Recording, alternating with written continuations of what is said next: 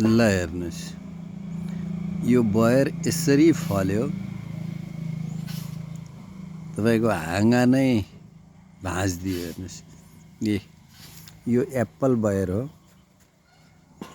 देख्नुहुन्छ? त्यहाँबाट हाँगा भाँचियो।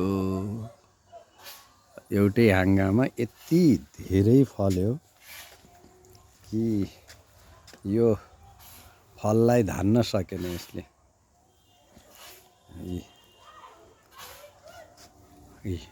यता हेर्न सक्नुहुन्छ, यो मेरो गार्डनको बयर।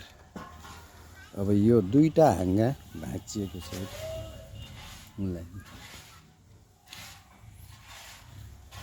यो हाँगा पनि भाँचियो, यहाँनिरबाट भाँचियो, यो हाँगा यहाँबाट भाँचियो, त्यो हाँगा यहाँबाट दुईटा हाँगा भाँचियो। अब त्यसको पनि भाँचिने पालो छ। यो नफल्दा पनि पीडा, फलिसकेपछि पनि यसको संरक्षण गर्न नसकेर यसरी हाँगा भाँचिएपछि यसको पीडा। तपाईहरुले पनि बयर लगाउनु भएको छ भने यसको समयमै हाँगाहरूलाई भाँचिनबाट बचाउनको लागि चाहिँ यहाँहरूले व्यवस्थापन गर्न जरुरी छ।